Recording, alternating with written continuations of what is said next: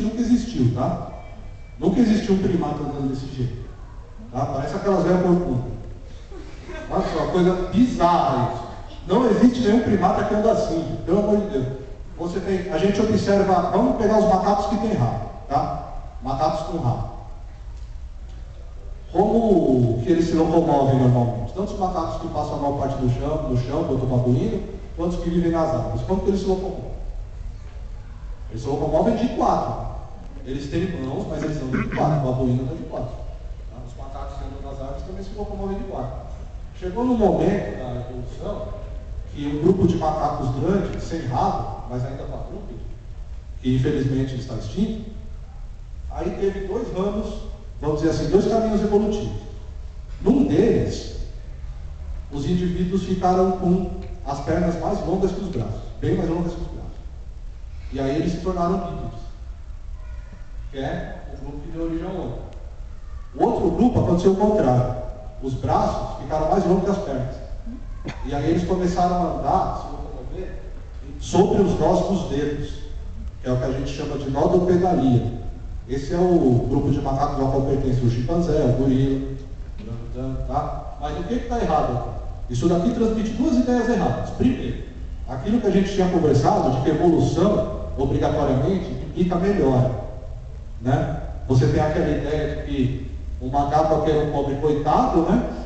Aí ele foi crescendo, virei homem, agora eu sou uma coisa, né? Pelo amor de Deus. E outra ideia errada aqui. Essa ideia da escadinha, que eu odeio essa ideia da escadinha. Que passa a ideia errada de que uma espécie ancestral, que originou uma espécie nova, obrigatoriamente, logo em seguida, ela tem que se extinguir, né? Não necessariamente. Existem casos de espécies ancestrais que deram origem a espécies novas e continuaram vivendo ainda por bastante tempo. Em alguns casos, até alguns milhares de anos. E tem essa outra representação aqui, que é a representação da árvore. Também é uma representação incorreta. A primeira ideia incorreta que ela passa é a mesma ideia incorreta que está aqui, que é a da melhora. E a outra, aqui você tem os micro-organismos, e aí você tem, logo depois, uma exuberância de vida, né? Passa a ideia equivocada de que a vida na Terra, ela começou pouco diversificada, e ela foi diversificando aos poucos, e hoje a vida na Terra é mais diversificada do que em qualquer outra época. Isso também não é verdade, tá? O registro fóssil mostra justamente o contrário. Existem vários grupos de seres vivos que estão hoje extintos, que não se parecem com nada que existe hoje, tá?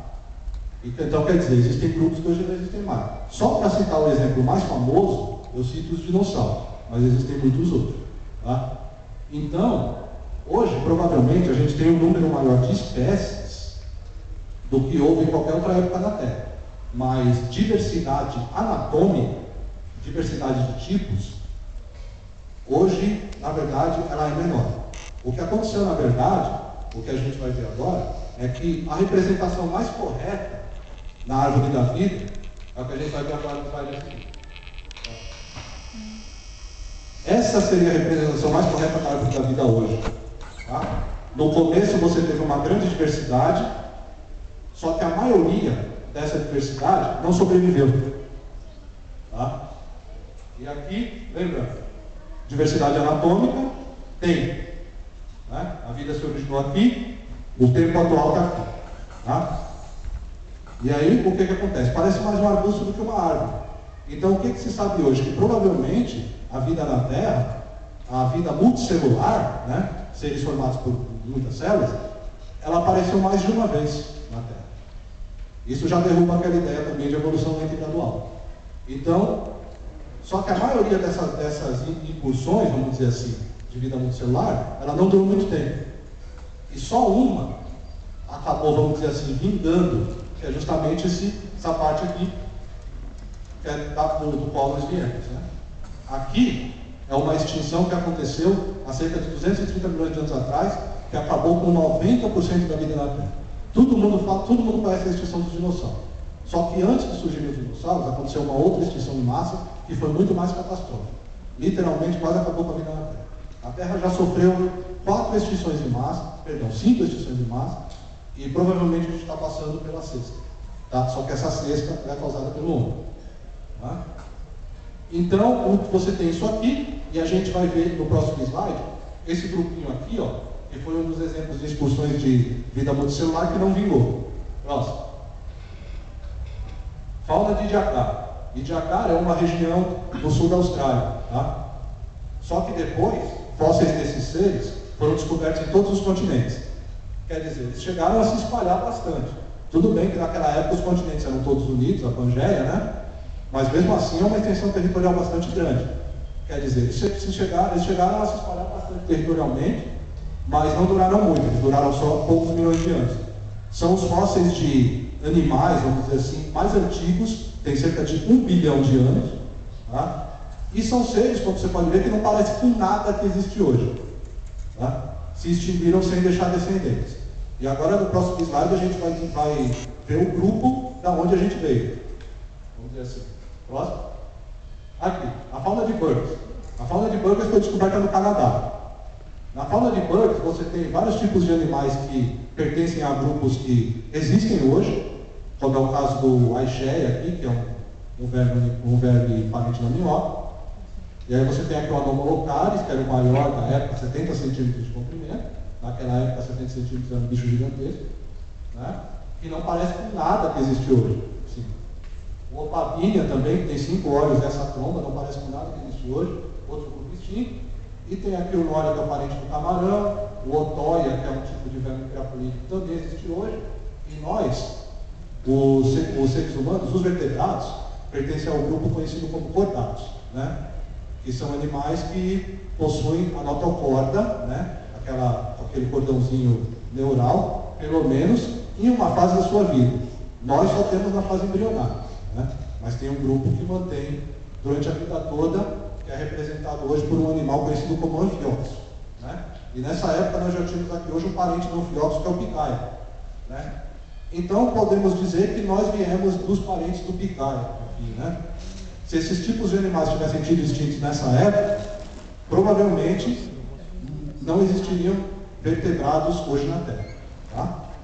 Próximo. Aqui é aquilo que eu tinha falado do rebu que aconteceu hoje esse ano, né? Da euforia que aconteceu esse ano. Foi até legal, porque a paleontologia estava meio parada, né, em termos de notícia. O que aconteceu? Em Franceville, no Gabão, esse ano foi lançada a notícia de que foram descobertos esses fósseis aqui, né, uma foto da Nature, que os descobridores juram de pé junto que são seres multicelulares. Por que essa descoberta fez tanto barulho? Porque esses fósseis têm cerca de 2 bilhões de anos. Quer dizer, são mais antigos que qualquer outro ser multicelular que a gente conhece até hoje. Só que há controvérsias. Muitos pesquisadores dizem que, na verdade, eles não são seres multicelulares, mas colônias de seres unicelulares. Que era uma coisa perfeitamente comum nessa época, né? Existem bactérias que formam colônias. Tá? Próximo. Aqui um exemplo de evolução, né? Evolução do cetáceo, da baleia. Até as baleias de hoje, aqui a orca, a baleia azul, você tinha um mamífero quadrúpede, né?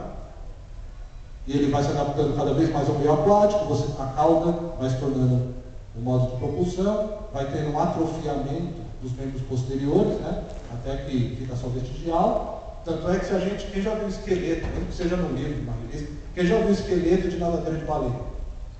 Né? Como é que é o esqueleto de nadadeira de baleia? Ela tem dedos. Né? Então é uma clara evidência de que ela é descendente do animal terrestre.